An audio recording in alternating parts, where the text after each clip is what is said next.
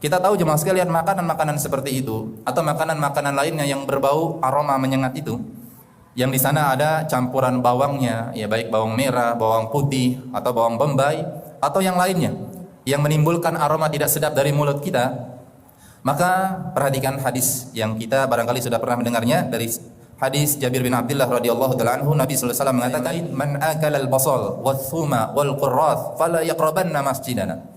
Siapa yang makan bawang merah, bawang putih atau bawang bombay, ini hanya sampel yang menunjukkan bahwa jenis makanan tersebut menimbulkan apa? Bau tidak sedap. Ya, artinya bukan hanya makanan ini, tapi semua jenis makanan yang kita nikmati dan itu bisa menimbulkan apa? Bau yang tidak sedap dari mulut kita.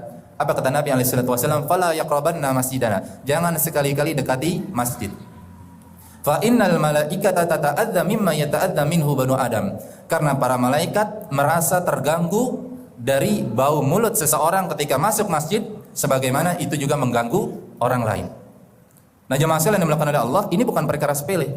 Ya, kalau kita lihat penjelasan para ulama, misalnya Imam An-Nawawi rahimahullah di dalam syarah Sahih Muslim, apa kata Imam An-Nawawi? Qala al-ulama, para ulama mengatakan, wa fi hadzal hadits dalilun ala man'i akili tsumi wa nahwihi min dukhulil masjid wa in kana khalian.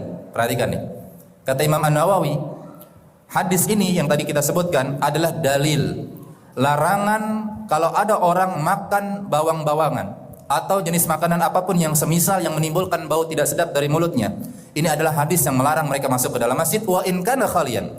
Meskipun masjid itu kosong, enggak ada orang sedikit pun. Masya Allah. Kenapa? Li'annahu mahallul malaikah. Karena masjid itu tempatnya para malaikat, tempat yang disenangi oleh para malaikat. Meskipun nggak ada orang, tapi kalau dia masuk masjid dengan bau mulut yang tidak sedap, malaikat terganggu dan kita nggak bisa melihat para malaikat, tapi malaikat bisa melihat kehadiran kita. Wali umumil ahadis, makna ini tentunya diambil dari keumuman dari makna hadis yang telah disebutkan.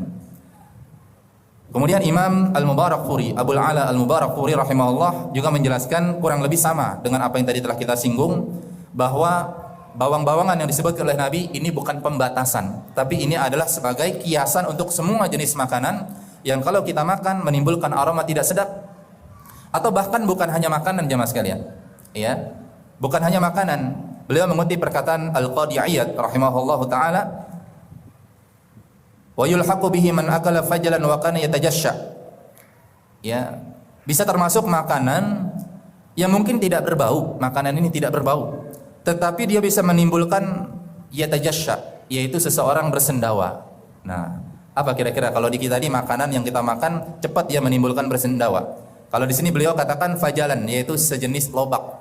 Nah, saya kurang paham apakah kalau kita makan lobak itu memang seketika langsung apa? Bersendawa, atau makanan yang memang sudah kita kenal selain lobak ini. Jadi ini artinya jemaah sekalian, hadis ini bisa bermakna apa? Makanan yang kalau kita makan bisa mempercepat kita bersendawa, apalagi ketika sudah mulai sholat. Kalau ada orang bersendawa gimana? Kita nyaman atau tidak? Sendawanya besar lagi. Nggak perlu saya contohkan ya, praktekkan sendiri, kira-kira kan kita pernah ngalami juga itu. Nah, jelas itu akan mengganggu orang yang ada di sebelah kita, ya, sebelah kanan, sebelah kiri kita. Atau orang yang dikatakan di sini wa yulhaqu bihi man bihi bakhrun fi fihi. Dia mengenakan aroma bukhur. Apa tuh? Aroma sesuatu yang kayak menyan-menyan gitu, ya, mirip kayak aroma menyan, ya. Dan ini juga terkait nanti dengan aroma, mohon maaf, bau badan. Ya, jadi kalau ada orang yang memang punya bau badan yang mohon maaf menyengat, ya. Jangankan dari jarak dekat, dari jarak berapa? 10 meter aja udah kecium misalnya. Nah, orang seperti ini ya harus diingatkan untuk apa? Untuk dia sebaiknya mandi terlebih dahulu, atau ganti pakaiannya, atau pakai apa? Pakai parfum, minyak wangi.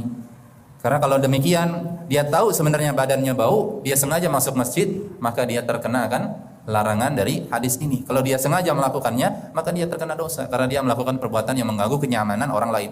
Sehingga hadis ini jemaah sekalian memang menjadi salah satu dalil tentang betapa Islam itu sangat menjaga hubungan antara satu orang dengan orang lain untuk berada dalam kondisi yang nyaman. Tidak boleh saling mengganggu, ya. Atau juga dikatakan bisa juga dalam bentuk apa? Jurhun lahu raihah. Ada orang punya luka barangkali, luka pada fisiknya, luka luar. Yang luka luar itu menimbulkan nanah yang beraroma tidak sedap. Ini juga sama. Jadi kalau orang punya luka dan lukanya bernanah dan mengeluarkan aroma yang tidak sedap, maka ini juga terlarang masuk ke dalam masjid. Artinya dia dibolehkan salat di mana? Salat sendiri di rumahnya atau bersama keluarganya. Enggak harus dia ke masjid. Nah, kalau memang lukanya betul-betul menimbulkan apa? Aroma yang tidak sedap. Tapi kalau nanahnya kecil ya, kayak nanah jerawat misalnya, ya nggak ada masalah itu mah. Ya jangan alasan saya jerawatan Ustaz, ini nanahnya besar, ya itu nggak ada soal. Ya tetap harus ke masjid karena nanah jerawat itu kan tidak terlalu terasa aromanya juga ya, kecuali kepada pemiliknya sendiri.